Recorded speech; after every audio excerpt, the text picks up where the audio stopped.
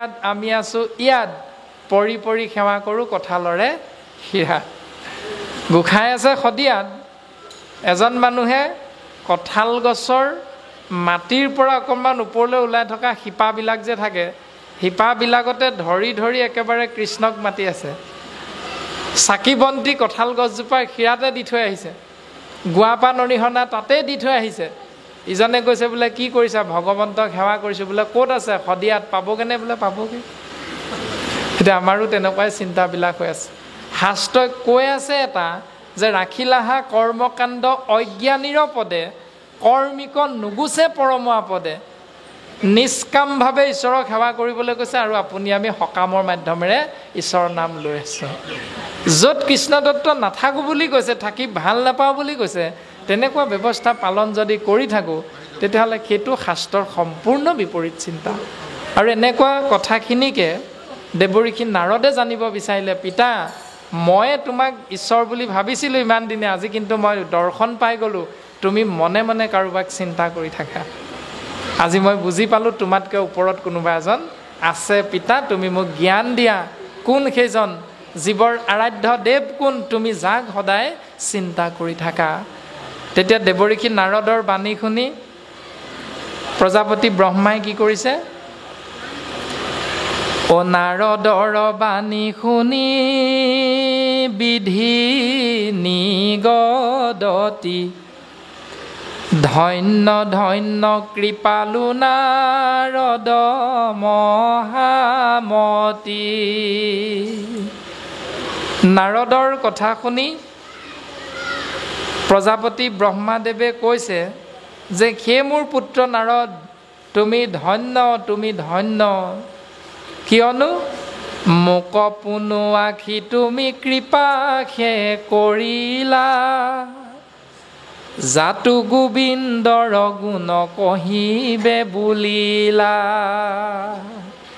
ইমান দিনে মই মনে মনেহে ঈশ্বৰক চিন্তা কৰি আছিলোঁ, সৎসংগ পোৱা নাছিলোঁ আলোচনা কৰিবলৈ। তুমি আহি যেতিয়া মোক সুধি দিলা, ময়ো তোমাৰ লগতে আজি ধন্য হৈ গ'লোঁ, কাৰণ মই তোমাক কৃষ্ণ কথা ক'বলৈ পাম এতিয়া। গতিকে কৃষ্ণ কথা কোৱা আৰু শুনা সমানে সমানে ধন্যবাদৰ পাত্ৰ। পঢ়িতে এক শুনিত শত নিতৰে। কৃষ্ণ নাম কৈ আছে মাত্ৰ এজনে, দায়িত্ব পাইছোঁ প্ৰাণজিত নামৰ ক্ষীণমিন শৰীৰটোৱে আপোনাসৱৰ কৃপাত কৈ আছোঁ। ঈশ্বৰৰ কৃপাত ধন্য হয় আপোনাসৱৰ আজ্ঞা শিৰোগত কৰি। এতিয়া আপোনালোকে কি কৰিছে?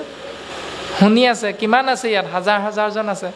কিন্তু বাট চৰাৰ সিপাৰে যদি দুজনমানে কৈ থাকে এইবিলাক চব ভাং ভাং ভাং, মানে কেইজনে ভাং খাই ভাঙৰ নিচাত আহি এফালৰ পৰা আপোনাক মোক সমস্তকে গালি পাৰি আছে, এইবোৰ চব ভাং, কি গাইছ এইবোৰ তহঁতি, চব ভাং। অকণমান পাছতে আকৌ এজনে আহি কৈছে এইবোৰ চব মদ মদ মদ।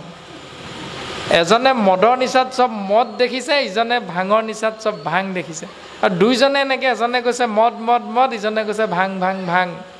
তাত বহি থকা সকলোৱে শব্দটো কাণেৰে শুনিলোঁ, সেইফালে চায়ো পঠিয়ালোঁ। এতিয়া নিচাটো কাৰ লাগিব? শুনা কেইজনৰ নে খোৱা কেইজনৰ? কাক নিচাই ধৰিব? খোৱা কেইজনকহে নিচাই ধৰিব, শুনা কেইজনক নধৰে নিচাই। কিন্তু কৃষ্ণ নামৰ মহিমাটো তাৰ বিপৰীত।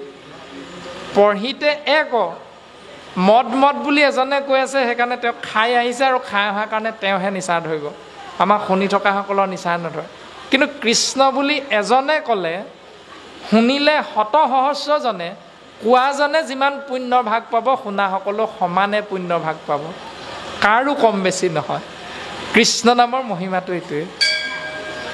আৰু এই দৰ্শনটো দিলে কেৱল কৃপালু শ্ৰীমন্ত শংকৰদেৱ গুৰুজনাই। সেইকাৰণে আমি অসম মুলুকৰ অসমীয়া জাতিটো প্ৰত্যেকজনে ধন্যবাদৰ পাত্ৰ আমি, কাৰণ আমি এনে এজন সৎগুৰুৰ জন্মভূমিত আমি জন্মগ্ৰহণ কৰিবলৈ সৌভাগ্যৱন্ত হ'লোঁ। সেয়া হ'ল কৃপালু শ্ৰীমন্ত শংকৰদেৱ। আৰু যিজন গুৰুৱে এক শব্দ ব্ৰহ্ম আমাক চিনাকি কৰি থৈ গ'ল, নাম ব্ৰহ্ম হ'ল বৈকুণ্ঠ।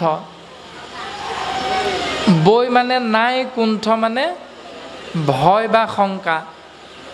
য'ত জীৱৰ ভয় নাথাকে তাৰ নামেই হ'ল বৈকুণ্ঠ। ন যুগ কুণ্ঠ সমান বৈকুণ্ঠ। য'ত ভয় নাই, শংকা নাই, সেই স্থানৰ নামেই হ'ল বৈকুণ্ঠ। আৰু কৃপালু গুৰুজনাই আমাক দিয়া এক শব্দ ব্ৰহ্ম, সেয়া হ'ল বৈকুণ্ঠ। এই কাৰণেই কৃপালু গুৰুজনা জগত গুৰু হৈ গ'ল। কাৰণ আজিলৈকে পৃথিৱীত কোনো এনে শক্তি ওলোৱা নাই যিটো শব্দৰ বিপৰীত শব্দ আছে। বৈকুণ্ঠ শব্দৰ বিপৰীত শব্দ নাই।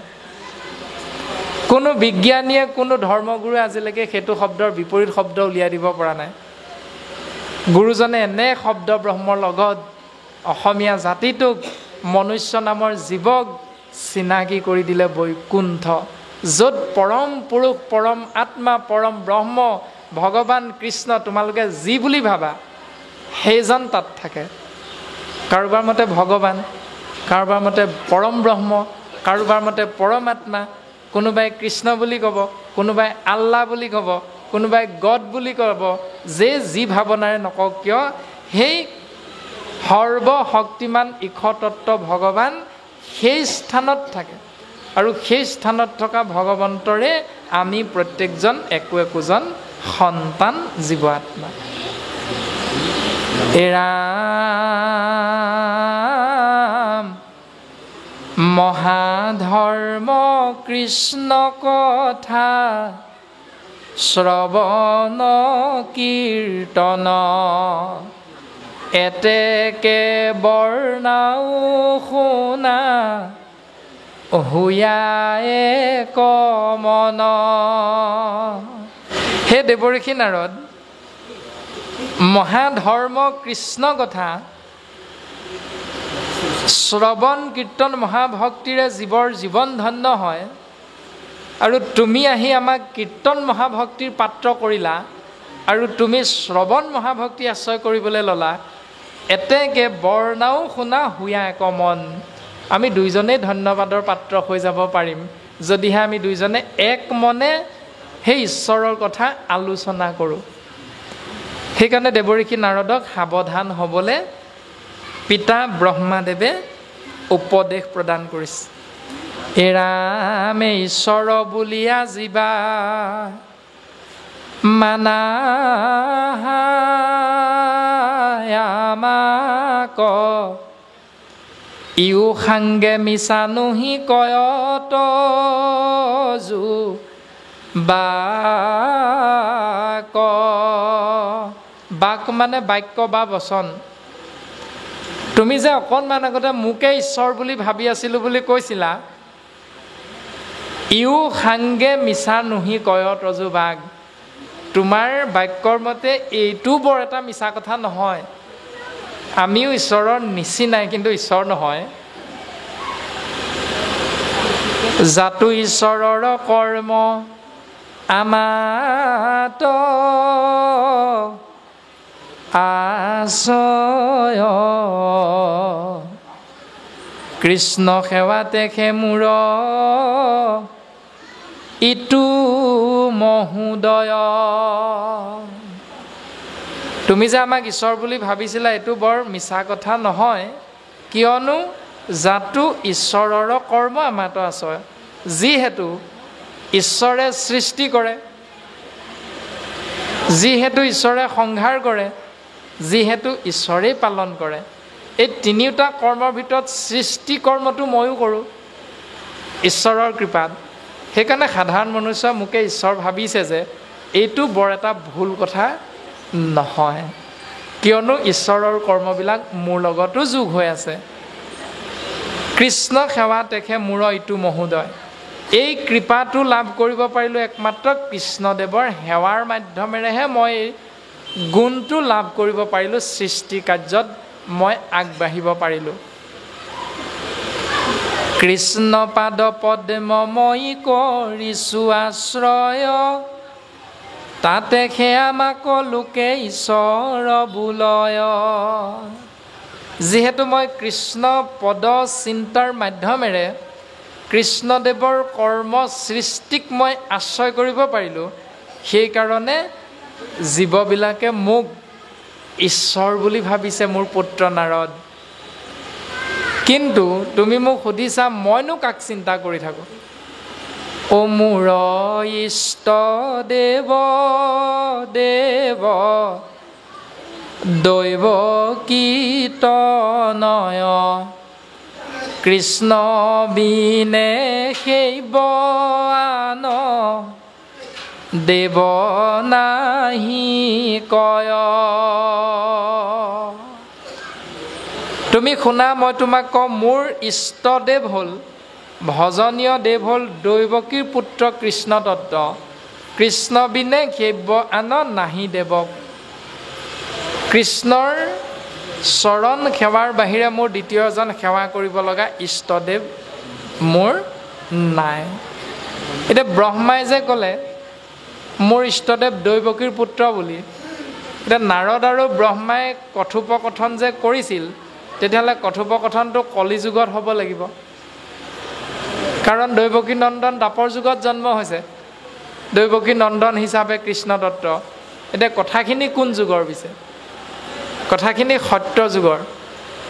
সত্য যুগৰ কথা হ'লেও দেৱৰ্ষি নাৰদৰ আগত প্ৰজাপতি ব্ৰহ্মাদেৱে এই জ্ঞানটো দিছে যে মই চাৰিও যুগৰ জ্ঞান লাভ কৰিলোঁ কৃষ্ণৰ সেৱাৰ মাধ্যমেৰে, যে ভগৱন্ত পুৰুষে কেতিয়া ক'ত কেনেকৈ জীৱৰ মংগলৰ অৰ্থে অৱতাৰ ধাৰণ কৰিব, সকলোখিনি কথা তেওঁ মোক কৈ থৈছে।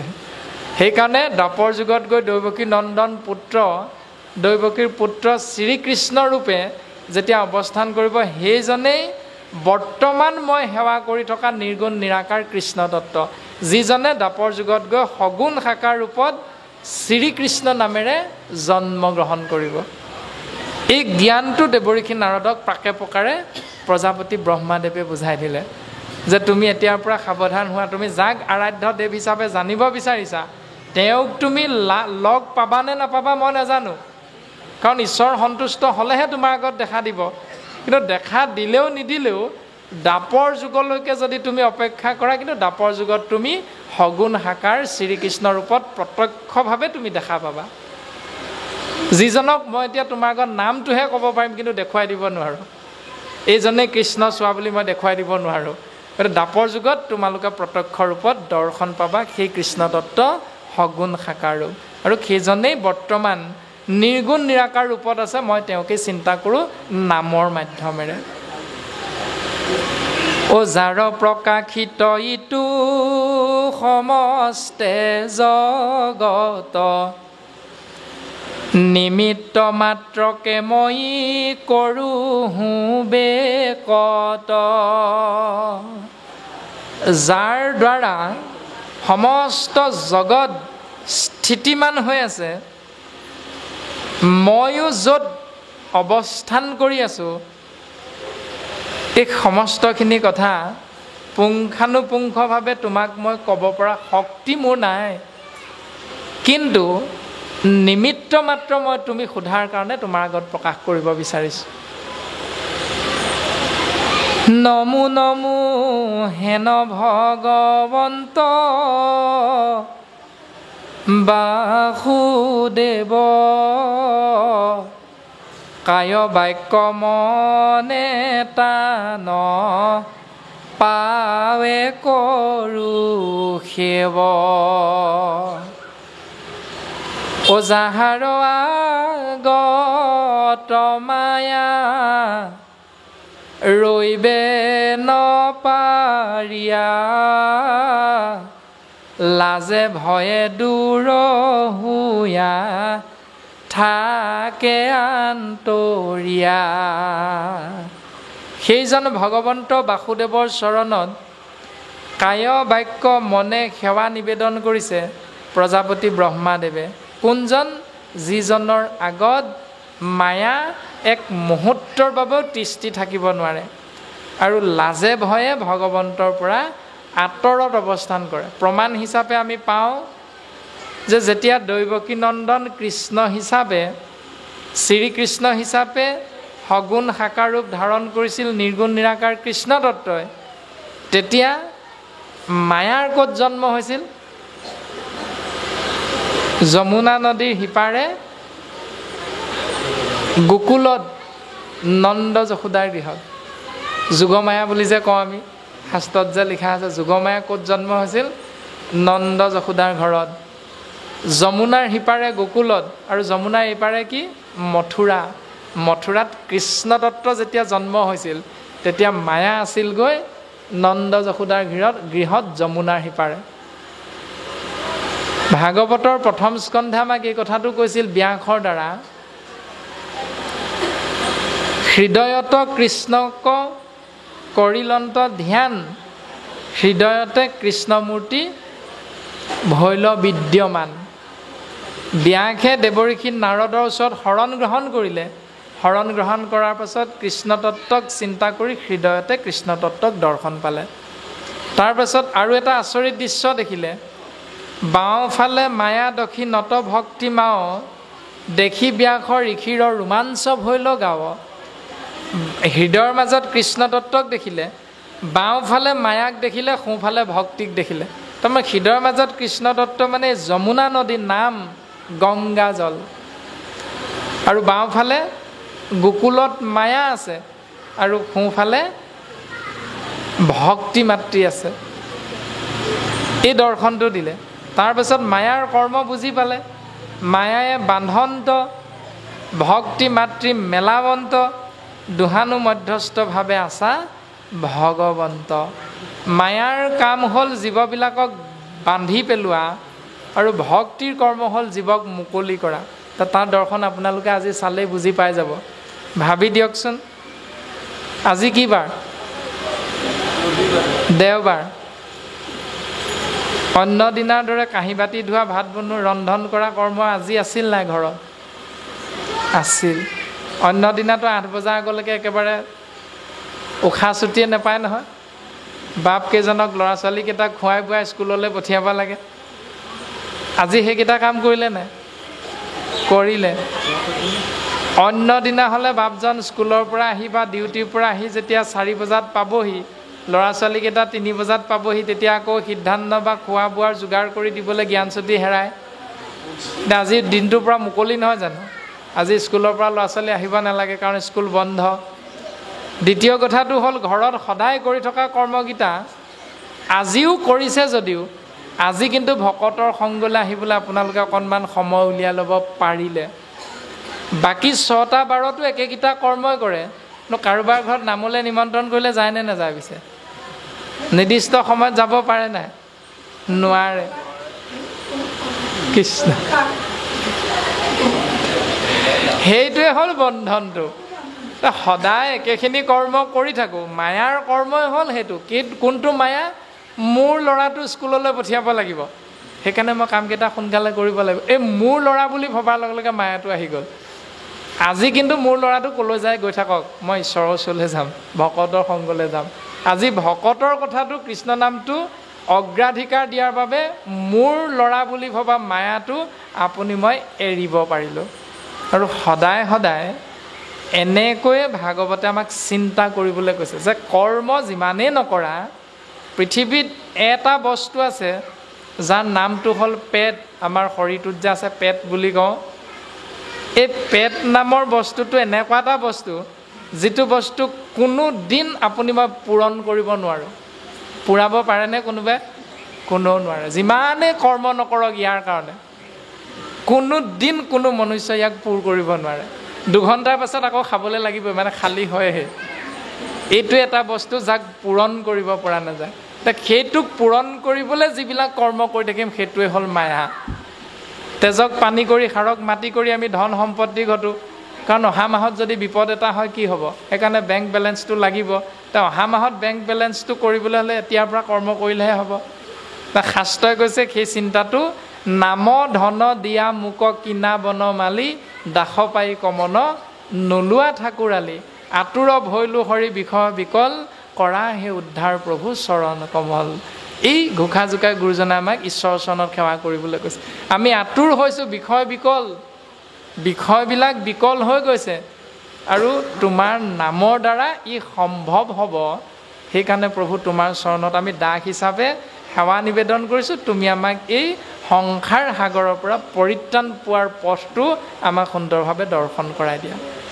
এইটো নাম ধন আশ্ৰয় কৰিবলৈ কৈছে। আৰু এনেকৈ বৰ্তমান আমাক প্ৰকাশ কৰিলে যে যাহাৰ আগত মায়া ৰৈবে নপাৰিয়া, লাজে ভয়ে দূৰহুয়া থাকে আন্তৰীয়া। এইটোৱে সিদ্ধান্ত দিলে য'ত কৃষ্ণ থাকিব তাত মায়া নাথাকে, য'ত মায়া থাকিব ত'ত কৃষ্ণ তত্ত্ব নাথাকে। দৰকাৰ নাই তাৰমানে কৃষ্ণৰ, মায়া আছে, কিন্তু তাতো যদি তুমি কৃষ্ণক আশ্ৰয় কৰিব পাৰা তেতিয়াহ'লে তৎক্ষণাৎ মায়া তাৰ পৰা পলাই পত্ৰং দিব। এতিয়া আজি আমাৰ মায়াটো ঘৰত আছিল কিন্তু ইয়াত নাই। কিয় নাই বুলি বুজি পাইছোঁ। বৰ্তমান 3 বাজিল, এতিয়া আমাক উদ্যোক্তা মণ্ডলীয়ে 10 মিনিটমানৰ আগতে ঘোষণা এটা কৰিবলৈ কৈছিলে। আমি মনে মনে আছোঁ, ঘোষণাটো নাই কৰা। ঘোষণাটো কি আটাইতকৈ ডাঙৰ নাম কথা আপোনালোকে আশ্ৰয় কৰি আছে পুৱাৰ ভাগৰ পৰা, আৰু আমিও আপোনালোকৰ আজ্ঞাতে থাকি নাম আশ্ৰয় কৰা হৈছে। তাতোতকৈ ডাঙৰ উদ্যোক্তা মণ্ডলীয়ে ক'লে চাউল কথা হেনো, নামতকৈ ডাঙৰ হেনো চাউল কথা। এতিয়া চাউল কথা ল'বৰ কাৰণে উদ্যোক্তা মণ্ডলীয়ে আমাক কৈছিল আপুনি ঘোষণা এটা কৰি দিয়ক, সীমিত আসন আছে, আসনত ইয়াৰ পৰা উঠি গৈ সিদ্ধান্ত গ্ৰহণ কৰিব লাগে। এতিয়া আপোনালোক উঠি যোৱা নামেই লোৱা নাই এতিয়ালৈকে। ভোক লগা নাই, চাহ অকণ খাওঁ লগা নাই, মন গৈছে, কৃষ্ণ নামটো শুনি আছোঁ, মানে মায়াটো আঁতৰি আছে, সেইকাৰণে যাওঁ বুলি ভাবিলোঁ, হ'ব অলপ পাছত যাম। এনেকুৱা ভাৱনা এটাত আপুনি আমি বহি আছোঁ, সেইটোৱে হ'ল কৃষ্ণৰ ভাৱনা। কৃষ্ণৰ কৃপা সেয়াই, মায়াই আপোনাক মোক এই মুহূৰ্তত বশ কৰিব পৰা নাই। এ ৰামে তুমি সবে সেহি মহা মায়াই ভুলিলা, তাতে হে জগত গুৰু আমাক বুলিলা। হেৰা দেৱঋষি নাৰদ, তুমিও ভগৱন্তৰ সেই মায়াতে পৰিলা আকৌ।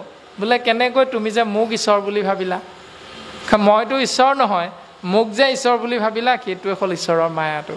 এতিয়া আইসকলে যে সেন্দুৰ ল'লে কাৰ নামত? স্বামীজনৰ নামত। যদি সেইজন আপোনালোকৰ স্বামী হয়, তেওঁনো আকৌ নামঘৰত গৈ কাক চিন্তা কৰি থাকে? তেওঁ যে গুৰু সেৱা কৰে, তাৰমানে আপোনাৰ স্বামী তেওঁ যদিও তেওঁৰো আকৌ এজন স্বামী আছে।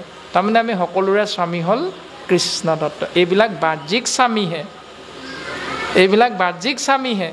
এতিয়া বাহ্যিক স্বামী আৰু আধ্যাত্মিক দৰ্শনৰ স্বামীৰ মাজত আমি পাৰ্থক্য যিদিনালৈকে বুজিবলৈ চেষ্টা নকৰিম, সেইদিনালৈকে আমি সংসাৰৰ মায়াতে থাকিব লাগিব। যেতিয়া এগৰাকী আয়ে বিজ্ঞানসন্মতভাৱে আমি বুজি পাওঁ যে 45ৰ পৰা 55মান বছৰলৈকে এগৰাকী আয়ে সন্তান জন্ম দিব পৰা ক্ষমতাটো থাকে 55 বছৰমানলৈকে, তাৰ পাছত সেই ক্ষমতাটো লাহে লাহে নাইকিয়া হৈ গুচি যায়। এতিয়া ক'লৈ যায়গৈ সেইটো ক্ষমতা? পিছে কোনোদিনটো আমি ভাবিও নাচাওঁ। সন্তান জন্ম দিব পৰা ক্ষমতাটোনো আহিল ক'ৰ পৰা? পিছে এইটো প্ৰকৃতিৰ নিয়ম। ইন্দ্ৰৰ পাপৰ বোজা আইসকলে লৈ আছে। ইন্দ্ৰই গুৰুক বধ কৰিছিলে, গুৰুক বধ কৰাৰ বাবে পাপ হৈছিলে, আৰু সেই পাপৰ 4টা ভাগ কৰি 4 ঠাইত দিয়া হ'ল। সেই 4 ঠাই আইসকলে মাহে মাহে ঋতুমতী হোৱাটো ইন্দ্ৰৰ পাপৰ বোজা লৈ থকা হৈছে। কিন্তু সেই পাপৰ বোজাটো ল'লে যদিও তাৰ পৰা ইন্দ্ৰই বৰ দি থৈ গ'ল যে তাৰ পৰা আইসকলৰ লাভহে হ'ব, লোকচান নহয়। লাভ হ'ল যেতিয়া ঋতুমতী নহয় তেতিয়া সন্তান জন্ম দিব নোৱাৰে, যদি ঋতুমতী হয় তেতিয়াহে সন্তান জন্ম দিব পৰা ক্ষমতাটো বৃদ্ধি হয়। এই দৰ্শনটো দিলে। পাপৰ বোজাটো লৈছে সেই তেজবিলাক ইন্দ্ৰৰ পাপৰ বোজা, আৰু সেই পাপৰ তেজটো যেতিয়া ওলাই গুচি যাব তাৰ পাছতহে জৰায়ুৰ দ্বাৰা শুক্ৰাণু আৰু ডিম্বাণুৰ মিলন হৈ আইসকলে এটি সন্তান জন্ম দিব পৰা ক্ষমতাটো লাভ কৰিব পাৰে। আৰু এটা নিৰ্দিষ্ট সময়ত এই ক্ষমতাটো নাইকিয়া হৈ গুচি যায়, আৰু তেতিয়াই আইগৰাকী পুৰুষৰ শাৰীলৈ ৰূপান্তৰিত হৈ যায়।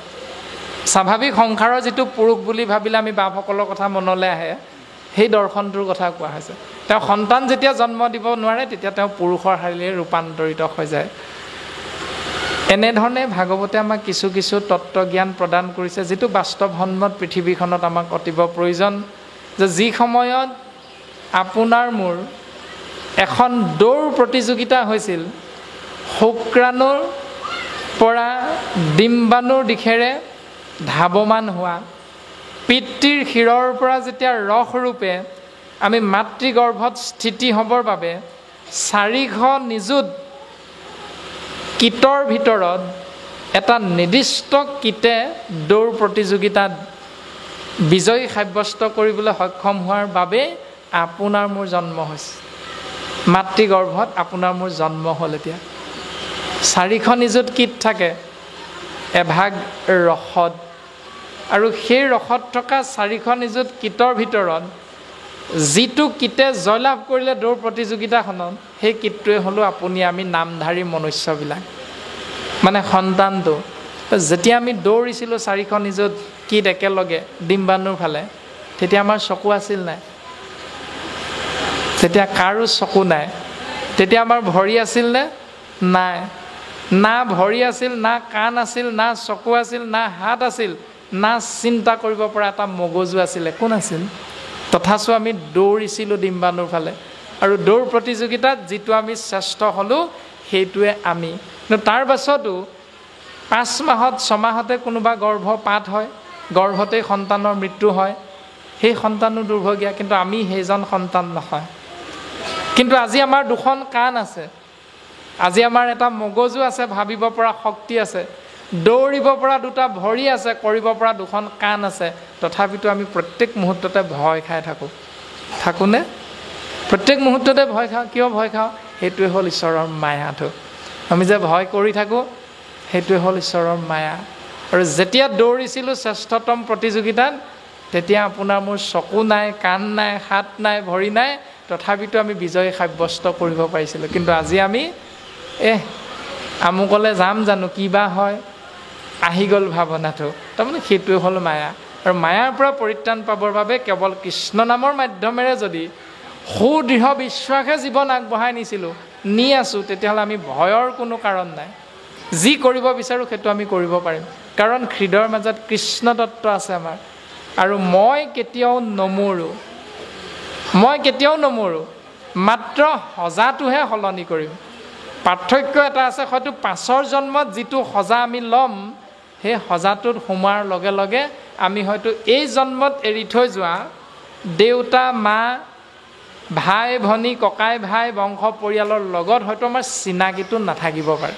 তাৰমানে আমি বুজি নাপাম এইজনেই আগৰ জন্মত মোৰ ককাইদেউ আছিল বুলি, এইজনৰ ঔৰসতে মই জন্ম হৈছিলোঁ বুলি চিন্তাটো বা জ্ঞানটো আমাৰ তেতিয়া নাথাকে।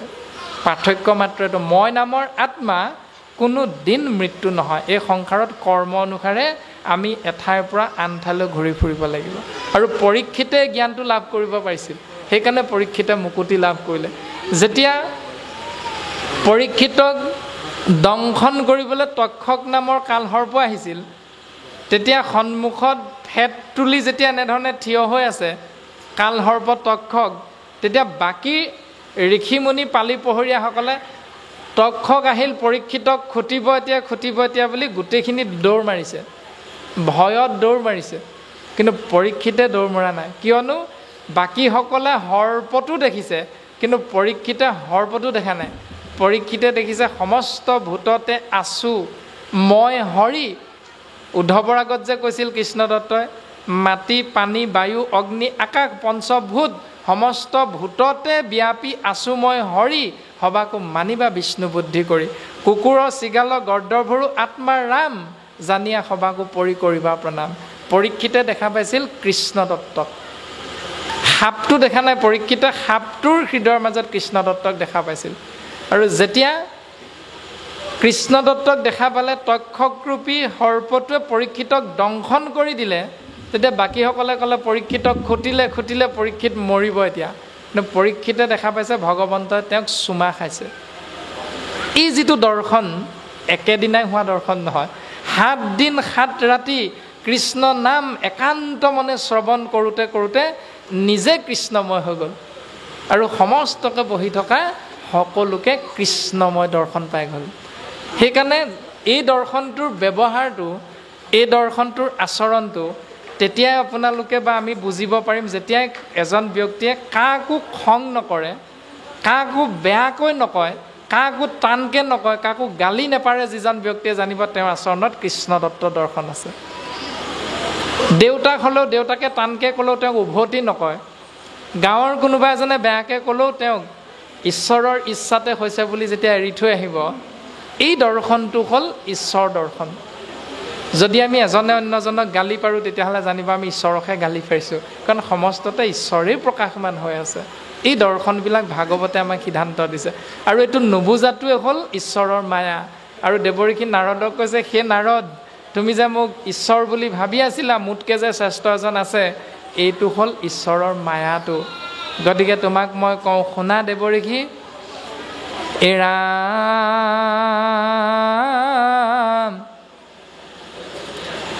যি কথা পুছিলা তাৰ লৈও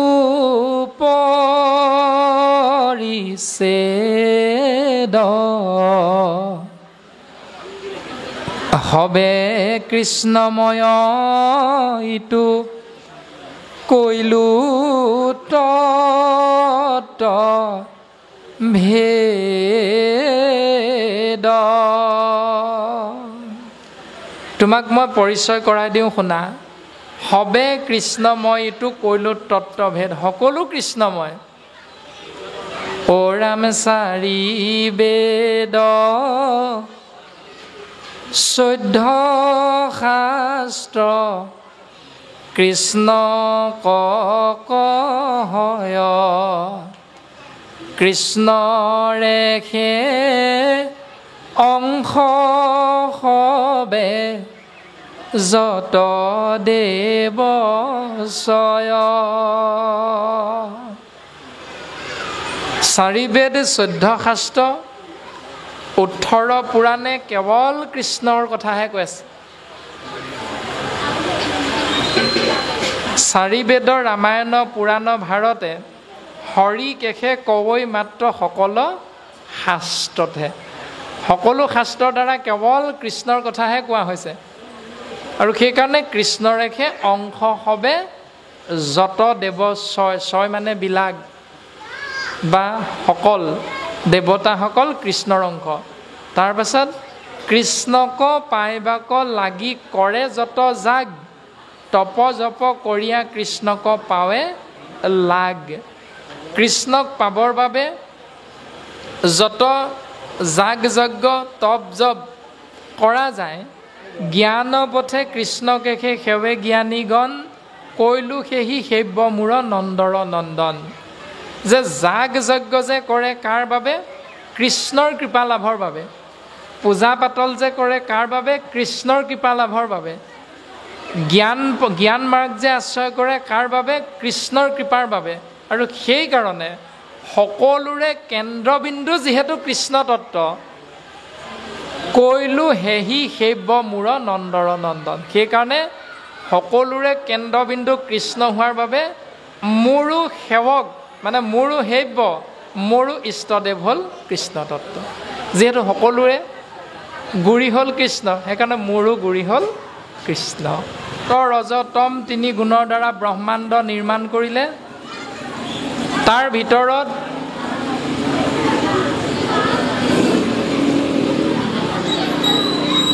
তাহাৰ ভিতৰে ভৈলা বিৰাট শৰীৰ, ঊৰ্ধে 7 লোক তাতে বুজা মহাবীৰ। তাৰ ভিতৰত বিৰাট শৰীৰ, ওপৰৰ ফালে 7 লোক, ভূ ভুৱ স জন তপ মহী সত্য। আৰু তাৰ তলত হ'ল 7 লোক, অধত অতল বিতল সুতল তলাতল ৰসাতল মহিতল আদিকে কৰি 7 পাতাল। দেৱ দৈত্য মনুষ্য বিভাগী তাতে ৰৈল, 4 বৰ্ণ কৃষ্ণৰ দেহত সন্তে ভৈল। দেৱতাসকল স্বৰ্গত এনেধৰণে বিভিন্ন স্থানত দেৱতা, অসুৰ, নাগ, কিন্নৰ আদি সমস্তকে ভাগে ভাগে স্থান দিলে। আৰু 4 বৰ্ণ ব্ৰাহ্মণ, ক্ষত্ৰিয়, বৈশ্য, শূদ্ৰ কৃষ্ণৰ দেহত সন্তে ভৈল, কৃষ্ণৰ দেহৰ পৰা জন্ম হ'ল। শ্ৰৱণ কীৰ্তন ধৰ্ম 4 বৰ্ণৰ নিজ পিতৃ কৃষ্ণ মাত্ৰ সেব্য জগতৰ। ব্ৰাহ্মণৰ জন্ম হৈছে কৃষ্ণ তত্ত্বৰ মুখৰ পৰা, ক্ষত্ৰিয়ৰ জন্ম হৈছে কৃষ্ণ তত্ত্বৰ শৰীৰৰ বাহুৰ পৰা, বৈশ্যৰ জন্ম হৈছে উৰুৰ পৰা, শুদ্ধৰ জন্ম হৈছে ভগৱন্ত পুৰুষৰ শৰীৰৰ চৰণৰ পৰা। সেইকাৰণে শ্ৰৱণ কীৰ্তন ধৰ্ম চাৰিও বৰ্ণৰ, চাৰিও জাতিৰ ধৰ্ম হ'ল কৃষ্ণ নাম শ্ৰৱণ কীৰ্তন কৰা আৰু নিজ পিতৃ কৃষ্ণ মাত্ৰ সেব্য জগতৰ। সমস্ত জীৱৰ আৰাধ্য দেৱ হ'ল সেইকাৰণেই কৃষ্ণ তত্ত্ব। এতিয়া আমিতো সেইটো নকৰোঁ। প্ৰজাপতি ব্ৰহ্মাই আমাক কৈ থৈ গ'ল পুত্ৰ নাৰদক কোৱাৰ চলেৰে, কিন্তু তাৰ পাছতো আমি কি কৰোঁ? ধনং দেহি লক্ষ্মী। আমি ধন সম্পত্তিৰ গৰাকী হ'বলৈ ৩৩ কোটি দেৱতাৰ লক্ষ্মী পূজা ভাগ কৰোঁ। তাৰপাছত বিদ্যাং দেহি সৰস্বতী, বিদ্যা লাভৰ বাবে সৰস্বতী পূজা কৰোঁ। এইবিলাক হ'ল শাস্ত্ৰৰ বিপৰীত নিয়ম। গতিকে এইবিলাক নিয়ম যদি কৰি থাকোঁ, কৃষ্ণদেৱৰ কৃপা সেৱকসকলে লাভ কৰিব নোৱাৰে। গতিকে আমি ব্ৰাহ্মণ ক্ষত্ৰিয় বৈশ্য হিচাপে আমি চাৰিও বৰ্ণৰ পিতৃ চাৰিজন নহয়, আমি চাৰিওজন একেজন পিতৃৰে সন্তানস্বৰূপ আমি ককাই ভাই। গতিকে আমি কোনোজন কোনোজনতকৈ শ্ৰেষ্ঠ নহয়, কোনোজন কোনোজনতকৈ নিকৃষ্টও নহয়। আমি প্ৰত্যেকে সমান এক ঈশ্বৰৰ সন্তান। হেন কৃষ্ণ সেৱা এৰি যিটো মন্দ মতি, অৱশ্যকে মৰি সিটো যাইবে অধোগতি। সেইজন কৃষ্ণ তত্ত্বৰ সেৱা নকৰি যিজন মহামূৰ্খই অন্য দেৱতাৰ সেৱা কৰে, তেতিয়াহ'লে তেওঁ মৰি অধোগতি যাব লগা হ'ব। পৰম গতি লাভ তেওঁৰ নহয়, তেওঁৱে অধোগতি যাব। ৮৪ লক্ষবাৰ বিভিন্ন যোনিত জন্মগ্ৰহণ কৰি এই সংসাৰত দুখ কষ্ট ভোগ কৰিব লাগিব। এয়াই হ'ল প্ৰজাপতি ব্ৰহ্মাদেৱে তেওঁৰ পুত্ৰ নাৰদক দিয়াৰ দৰ্শন।